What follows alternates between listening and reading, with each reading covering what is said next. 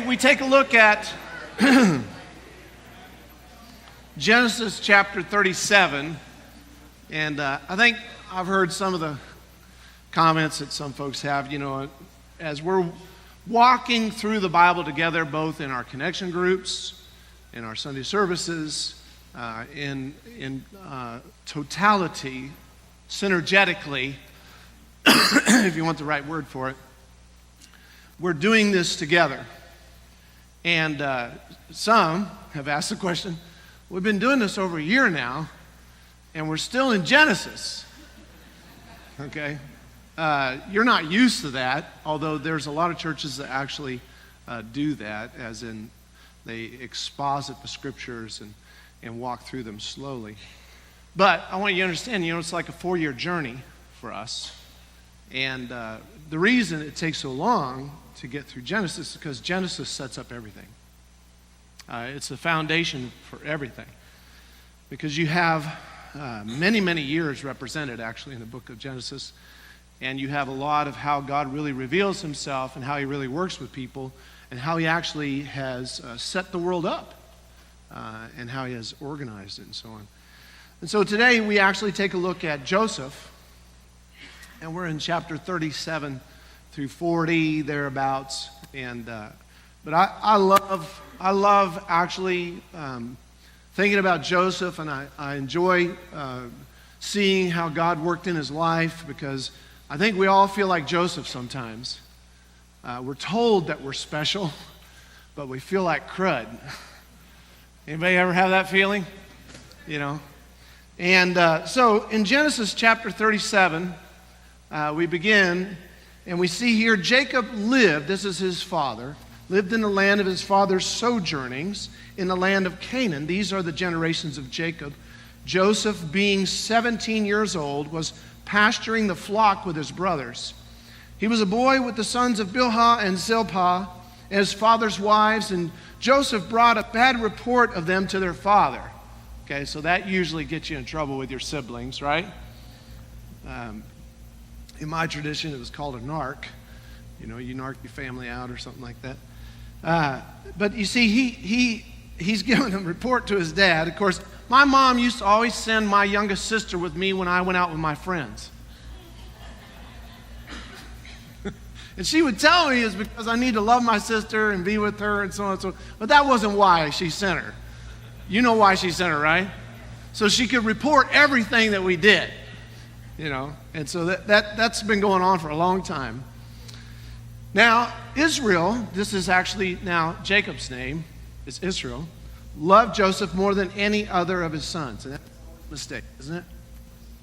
To love one of your children more than another. All your children are different. If you have more than one child, you don't know that. But all children are different. They come from the same parents, and they still are very different. And it's important not to distinguish one child from another. And with my 5 kids, I learned that they all had to be raised differently, somewhat. The principles are all the same, but the applications sometimes are very different. And so, but he made a mistake here. He made a mistake in the fact that he favored one son over the others. Because he was a son of his old age, and he made him a robe of many colors. So this distinguished him. But when his brothers saw that their father loved him more than all his brothers, they what? Hated him. Father made a mistake. The brothers are making a mistake. And Joseph is going to have to deal with it. And could not speak peacefully to him. Now Joseph had a dream, and when he told it to his brothers, they hated him even more. He said to them, "Hear this dream that I have dreamed. Behold, we were binding sheaves in the field, and behold, my sheaf arose and stood upright, and behold, your sheaves gathered around it and bowed down to my sheaf." His brothers said to him, "Are you indeed to reign over us? Or are you indeed to rule over us?" So that they hated him even more for his dreams and for his words. So this gives you a little bit of an idea, the picture we have here. and his father gives him a coat. Then God gives him a vision and a dream, and that dream actually exasperates the dislike that his brothers have for him and makes for a very difficult relationship. Very difficult relationship. I remember when I was raising our kids, and we homeschooled our kids after a certain point. Sarah was public schooled until she was in the 4th grade. Hannah had never, she was always homeschooled. But people always ask us this question. They would always ask us, what about socialization? We called it the S word. What about socialization? And I thought about, how we all grow up and how we actually live our lives and so on and so forth. And there is no greater way to learn how to live life than with siblings. I remember hearing stories of my great-grandfather and how he did with his brothers. And one time his brother got mad at him and took a stick and hit him in the head. The trouble was that there was a nail in the end of the stick. Went right into his head. And he was standing there with a stick and a nail sticking through his head, and that's socialization. So anyway, learning to get along, when you're with people 24/7, 365, they got opportunities. And I want you to get this and understand this. Your family relationships are the place where you learn how to be actually a social person. That's where most of it takes place. That's where you learn to deal with conflict. You learn to deal with sharing. You learn to deal with telling the truth, all these things. In his case, we have this situation where he and his brothers now are completely separated. They're making a mistake. The father's making a mistake. And Joseph, in some ways, maybe we could term his telling on his brothers maybe a bit of a mistake. But the bottom line is that it gets into a really toxic situation. And then going on in chapter 37, we come to verse 16. I am seeking my brothers. So he's going out to find his brothers and so on. You might kind of think of David when he went to go see his brothers and so on. He said, tell me, please, where they are pasturing the flock. And the man said, they have gone away, for I heard them say, let us go to Dothan. So Joseph went after his brothers and found them at Dothan. They saw him afar, and before he came near to them, they conspired against him to kill him. And this is so typical. This is absolutely typical. This kind of reminds me when I was a kid, I helped put up hay with my family, and mostly my older cousins. And my job was to drive the truck, okay, because that was actually the easiest, simplest job. But I was just a little kid. I was 10 years old. And so they paid me 1 penny per bale. Okay, everybody else made 5 cents a bale because it was hard work. I had the easy job of driving the truck. The main job of driving the truck is not to pop the clutch, all right? Because if you pop the clutch, then what happens? All the hay comes off. So my cousins loved spending the whole day of tormenting me. And the way they did it is that they would get me up like on 8 stacks tier of hay and shoot a bale at me and knock me plumb off all 8 of them. Or, just all kinds of ways. All kinds of ways. And I can totally get this because they decided that day they were going to make my life miserable. And so, any little kid, I got ticked off and I got upset. And so I said, I'm going home. Now, I wasn't just going to go home. I was going to go home and tell my dad. And then my dad was going to come and kick all their tail ends. And they knew it. They knew it was going to happen. And so they actually figured out the distance from the hayfield into New Franklin, Missouri, how far that distance was. And they kept working until that point. And then they drove and got me, and they came up alongside me, and this is what they said. Hey, we're going to go get some ice cream. It worked. So, this is so true. This is so true. And they decided that they were going to do something really serious. They're going to kill him. They're going to kill him. They said to one another, here comes this dreamer. Come now, let us kill him and throw him into one of the pits. Then we will say that a fierce animal has devoured him, and we'll see what will become of his dreams. But when Reuben heard it, he rescued him out of their hands, saying, let us not take his life. Okay, so here's, the elder brothers sort of saying, now look, we can't take his life. Now he's not saying don't do anything to him because, that might put 10 against him. That might put 10 against him. And he's trying to make a better situation out of a bad situation. And Reuben said to them, shed no blood, throw him into this pit here in the wilderness, but do not lay a hand on him, that he might rescue him out of their hand to restore him to his father. So when Joseph came to his brothers, they stripped him of his robe, the robe of many colors that he wore, and they took him and threw him into a pit. The pit was empty. There was no water in it. Then they sat down to eat. And looking up, they saw a caravan of Ishmaelites coming from Gilead with their camels, bearing gum, balm, and myrrh, on their way to carry it down to Egypt. Then Judah said to his brothers, what profit is it if we kill our brother and conceal his blood? Come, let us sell him to the Ishmaelites, and let not our hand be upon him, for he is our brother, our own flesh. And his brothers listened to him. Then the Midianite traders passed by, and they drew Joseph up and lifted him up out of the pit and sold him to the Ishmaelites for 20 shekels of silver. I can't help but to think of all of my childhood and all the things that we did. You know, all the things we did. We used to play cowboys and Indians. And we always took the youngest one, made them the Indian, and tied them to a tree. Okay? And then they would scream, of course, and Mom would come. Or worse than that would be Dad coming or something. But the bottom line is, this is just so true. It's so true about how people treat each other, especially if they've got hatred for one of their own siblings. Some of you might be living in a family feud. Some of you might be finding yourselves at odds with each other that you shouldn't be at odds with. And you know, the Bible tells us clearly, when you hate somebody in your heart, it's the same as murder. Because that's where all murder comes from. It comes from our heart first. You need to be real careful about allowing yourself to become a person of hatred. A person who speaks ill of other people and so on. No matter what wrong they've done. And in this case, of course, Joseph really didn't do anything wrong. They just hated him for his favored position.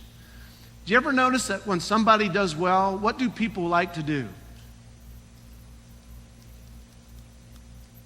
When somebody does well, what do people like to do? Bring them down. Bring them down. They love to bring them down.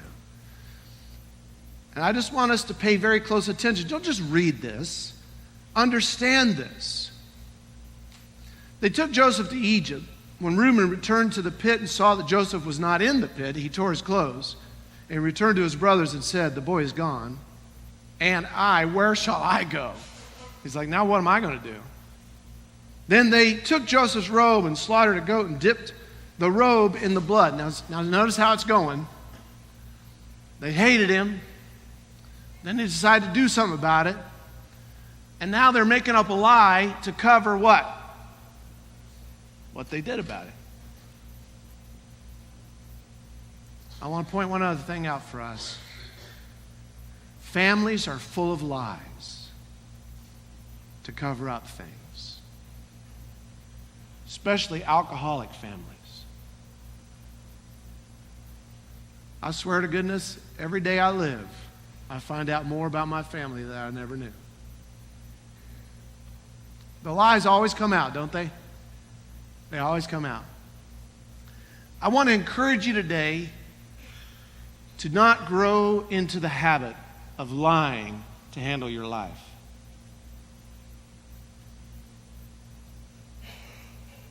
It's a bad habit. Once it becomes your habit, you'll do it even when you don't have to. And when you tell a lie long enough, eventually you actually what? You believe it's true. You believe it's true. Just understand this, okay? There is a day when every person will have to deal with the truth and the lie of their lives. We don't get by with anything. So when you see somebody that lies and it seems like they get by with it, that's not true. That does not happen. Secondly, when you lie and think you're getting by with it, you're not getting by with it. You will have to deal with it. You will have to deal with it. That's not a threat. That just tells you how important it is to tell the truth. How important it is to tell the truth. Then they took Joseph's robe, slaughtered a goat, dipped it in the robe in blood, and they sent the robe of many colors and brought it to their father and said, "This we have found. Please identify whether it is your son's robe or not." Now they're lying to their dad. And he identified it and said, "It's my son's robe. A fierce animal has devoured him. Joseph is without doubt torn to pieces." Then Jacob tore his garments and put sackcloth on his loins and mourned for his son many days. All his sons and all his daughters rose up to comfort him. But he refused to be comforted and said, "No, I shall go down to Sheol, the pit, to my son mourning." Thus his father wept for him. Meanwhile, the Midianites had sold him in Egypt to Potiphar, an officer of Pharaoh, the captain of the guard. So Jacob goes on from there to have 12 sons, big family. But Jacob loves his 11th son, Joseph, way more than all the others. And so he gives him the special Technicolor dream coat. And his brothers, because of this, come to hate him. So much so that they plan on killing him. But they don't. They instead just sell him as a slave down in Egypt. Now, while in Egypt, through this crazy series of events, Joseph goes from being in a prison cell to becoming the second in command there. And so later on, the whole Middle East falls into this food shortage. And Joseph's brothers, they come down to Egypt looking for food. And then when they get there, who should they find as the ruler of the whole land? It's Joseph, that guy they sold into slavery. But he actually saves them from starving to death. And so here you have it. These are the great-grandchildren of Abraham who have done this heinous act to their brother, but God has transformed their evil into something good. And that's exactly what Joseph says here in the last paragraph of the entire book. He says, "You guys planned all of this for evil, but God planned it for good, to save people's lives." Now these words, they conclude the book because they actually summarize the message of the whole story so far. Humans keep choosing evil, and we are thinking they're screwing up God's plan, but he keeps turning their evil back into good. And somehow he's going to use this family to restore humanity back to the garden. So that's the book of Genesis. But we still don't know how exactly he's going to use this family to bring us back to the garden. Well, yeah, but this is just the first book. So that's what the rest of the Bible sets out to answer. Just remember, this is not just a story. This is history. This is the actual of history. And it is the actual of God's working out this world. And it is important to understand that all these things that are taking place, there's actually a purpose in them. There's a purpose in them. And, you know, a lot of what's happening to Joseph is what? Bad. You know, when I was in high school, we did Hee Haw as a sitcom. And one of the songs, anybody remember Hee Haw? Yeah. Hee Haw actually has a local connection. A guy out of Plattsburgh actually was a big part of that. But anyway, in Hee Haw, they had this song called Gloom and Despair. That's right. Yeah. Gloom, despair, and agony on me. Deep, dark depression, excessive misery. If it weren't for bad luck, I'd have no luck at all. All right? So you get that idea, you know, this sort of idea that, you know, just everything is coming up painful. I want to point this out because this is really important for you to get. This is really important for you to get. Now, God has a purpose and a plan for Joseph's life.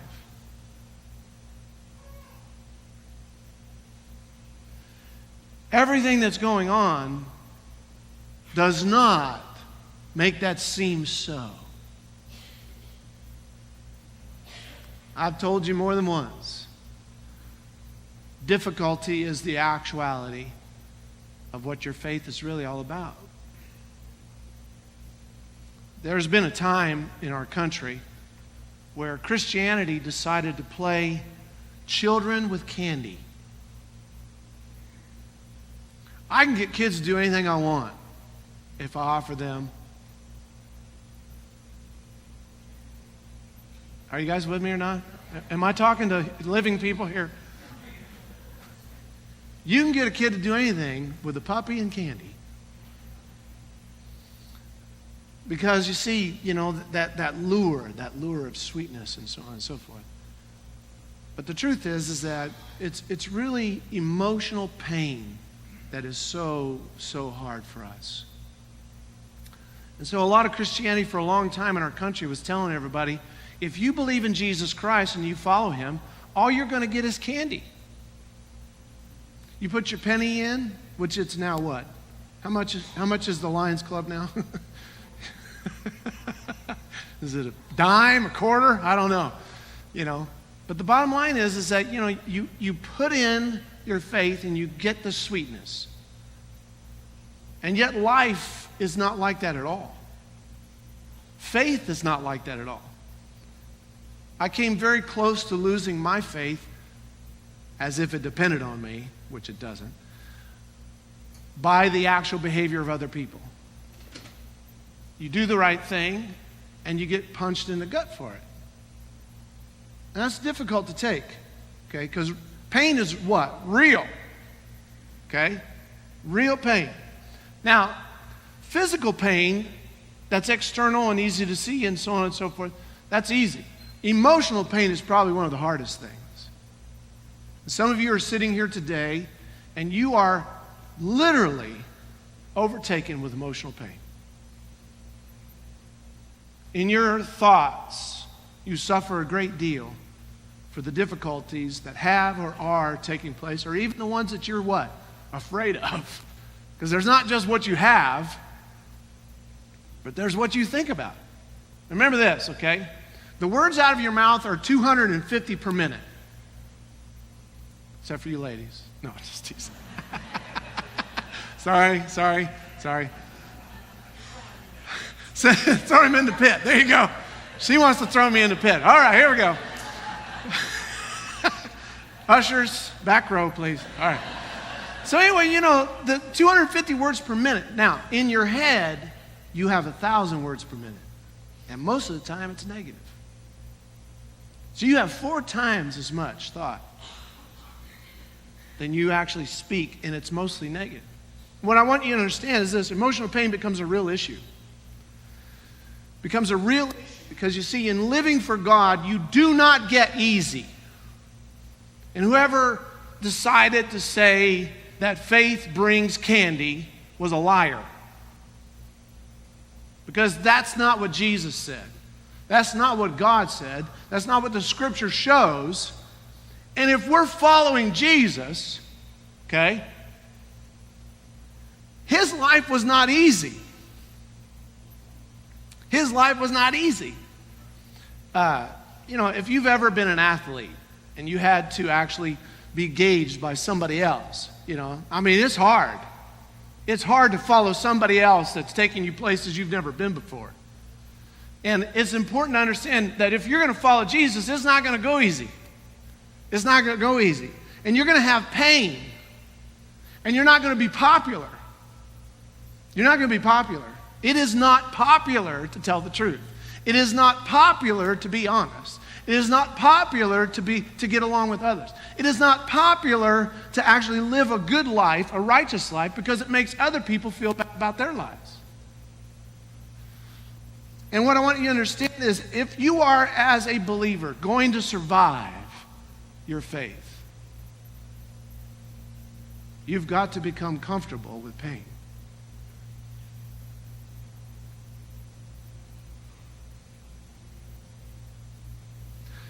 The real problem that we have actually as a society is that we are 100% in the pursuit of pleasure. Okay, now the opposite side of that coin is what? No pain. No pain. One of the saddest things that's going on for people today? if you have a procedure that requires pain as a recovery, and the medication they give you to handle that pain, many people get what after that? They get addicted. They get addicted. That happens time and time again.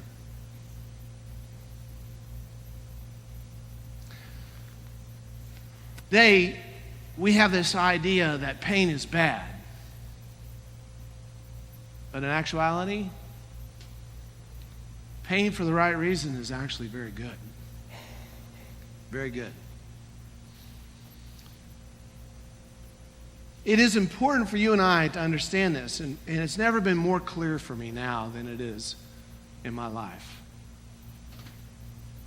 So, I don't know if you noticed or not, but I'm limping a little bit. Everybody's asking me about it. I think I'd just go ahead and make one announcement. That way I don't have to talk to everybody. And I'm limping because I jog. And, I pulled a muscle in my right leg. So the bottom line is that, I've had some of you already tell me, say, well, you need to quit that running. That'll kill you. Or something like that. And what I figured out one time was I sat in a chair quite a while because I broke my leg. And as I sat in that chair, here's something I discovered. I still hurt. I still ached. I still had pain by just sitting in a chair. And it dawned on me, I can hurt sitting or I can hurt doing something else. And I decided I want to hurt doing something else. And if you go to the doctor, guess what the doctor's going to tell you? What is good for you? Exercise. But what's the problem with exercise? It hurts. So does sitting. Okay, so all I want you to understand is this, okay? You have to be able to deal with pain if you're going to get anywhere in your faith. Pain is a part of the journey. Pain is a part of the journey. Now listen to me. This country is making a huge mistake. A huge, tremendous mistake. We have stored up trillions and trillions and trillions of dollars of pain. We're avoiding it. It's called debt. Do you know I have a credit card that I could go and spend $18,000 just like that? I'm approved. I could probably get another credit card too, couldn't I? Huh? I bet I could. I bet I could get several. I bet they could all be upwards somewhere, around $15,000 each. I could go out tomorrow and buy a different car every day. And what a rush of candy that would be. Until when? Until you had to pay for it. At 12% interest. You see? This is just one view. One view. I look at a gallon, well, let's make it easier. A half a gallon of Rocky Road ice cream. I'm in love. We have a special relationship, me and Rocky Road. We get along really well. And I can eat that whole thing because I'm no quitter. And just take the lid off and just throw it in the trash because I ain't going to need that. So, but what's going to happen afterwards? Yeah. So all I want you to understand is this, okay? Processing the pain of following Jesus is the major part of our journey of faith. I want you to get this because this is very important. I thought a lot of this book when I first read it, probably 35 years ago.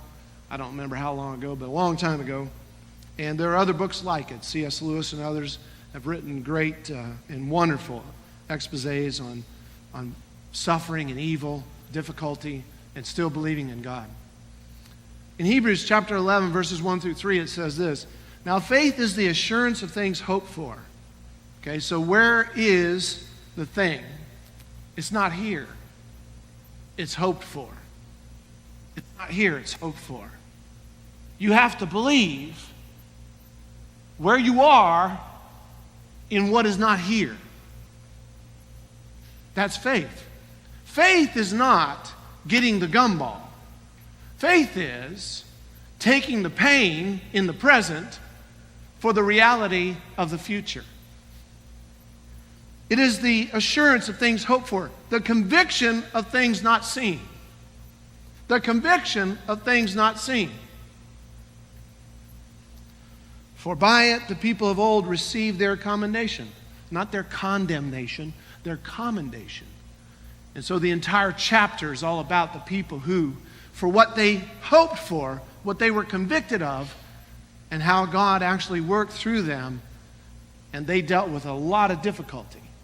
Okay? How many of you have actually been to Kentucky to see the Ark? How many of you have actually been to Kentucky to see the Ark? Good. I'd encourage you, please, use your time off to go and do something like that. Go to Kentucky and see that Ark. But here's the deal, okay? It took a long time to build that Ark. A long time to build that Ark. Every day getting up and what? Working hard with everybody against you. Everybody against you. But on the day that the rain came, everybody what? Believed. Everybody believed. By faith, we understand that the universe was created by the Word of God. That's why we teach creation here. We teach it the way the Bible teaches it. We teach it the way the Bible says it. We don't go to other people to find out what the Bible actually says. We take the Bible for what it says. All of it. All of it. By faith, we understand it, because I was not there. Were you? Is there anybody here 6,000 to 7,000 years old? Anybody feel like you're 6,000 or 7,000 years old? But the bottom line is that by faith we understand that the universe was created by the Word of God, so that what is seen was not made out of the things that are visible. And then in Hebrews chapter 12 it says this in verse 11. For the moment all discipline seems what?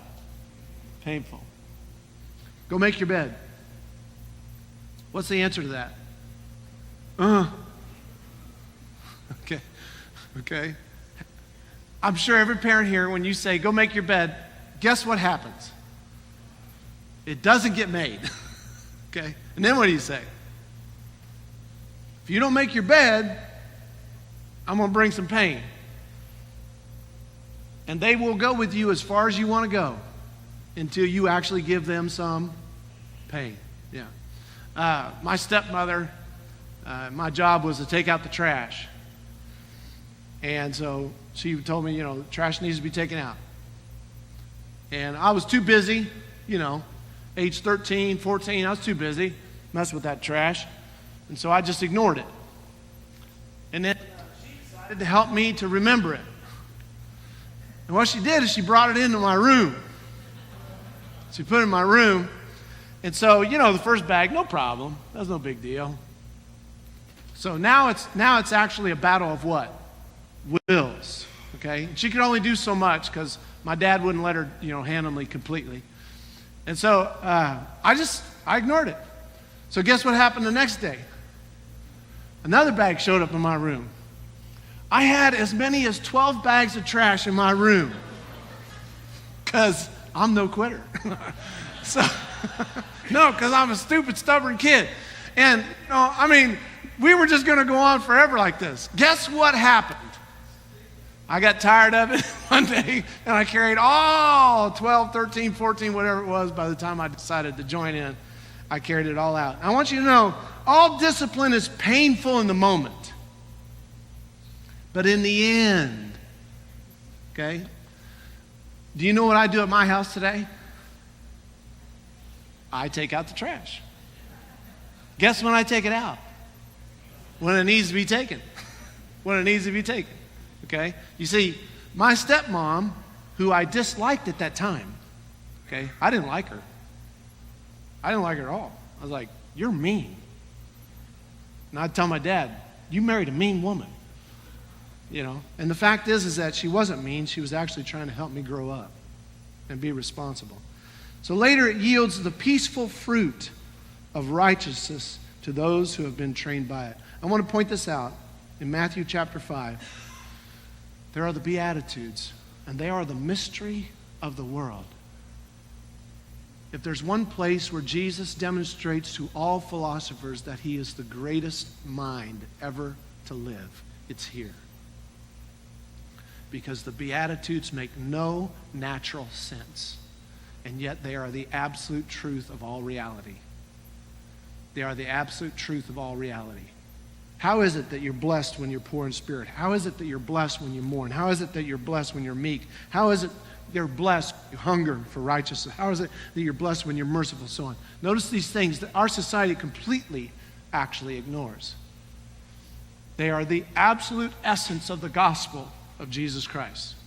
The absolute essence. And I want to point out to us today, this is very important. God is the only one that makes pleasure and pain appropriate. Pleasure and pain appropriate. You have to have a meaning to your life to make the right choices in your life. Okay? It is only when you have an actual purpose in life that pleasure and pain both make sense and become a directive. Do not hear me say today, everybody go out and be painful. It's not what I said. That's not what I said. Pleasure is a part of what God does in our life too, right? But the excess of pleasure. So right now our country is actually beginning to actually legitimize pedophilia. Because you see, now there's no limit to sex whatsoever. And now those who actually have desires for children are okay. It's okay. Well, I'm sorry, but there's a limit to sex. There's a limit to sex. And the reality for us, there's a limit to money. There's a limit to lots of things, a limit to food, so on. Until you have an actual purpose in life or something that directs you, you do not know how to say no to pleasure when it gets too far. But another side of it is that you will run away from life because you don't have any purpose for your pain. You don't have any purpose for your pain. Have you ever seen a lady in the middle of giving birth get up and run out? Huh? It happens, doesn't it? I saw a mom one time. You know, I went into the OR with Sarah several times because she could never relax. And anyways, just the way we developed and been at the hospital so much. I would go in with her until she fell asleep.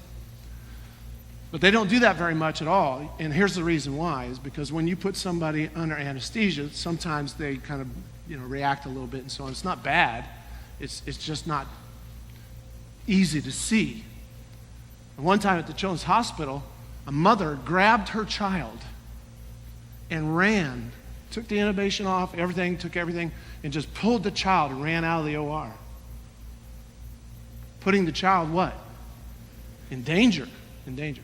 And what I want you to understand is that you have to have God in order to make sense of this life. How was Joseph able to handle his unfortunate father's favor, his unfortunate brother's hatred, his unfortunate circumstances of being sold from his family into slavery? How was he able to handle all that? Because of God. Because of God. And then later, when his life became what? Not pain, but what? Became pleasure. Became pleasure. He actually handled it well then too. Why? Because he had God. I want to encourage you here today. Pleasure and pain only make sense and are only appropriately handled when God is in your life. When God is in your life. So I encourage you today, don't take the world's way. follow God. Follow God. You see, they told Jesus, they said, look, don't you understand?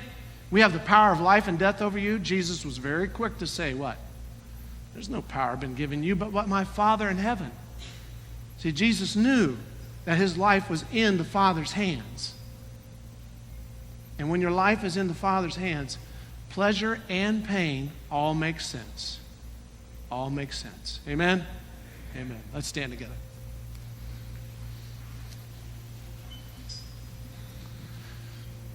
As we sing this song of dedication, I'd like you to really honestly think about what you think about. Think about what you actually think about. What runs through your mind? How do you actually handle pain? What purpose is there to your life? What are you really all about? As we sing this song, if there's something you would and would need to do about it, I'd encourage you to do that as we sing this song.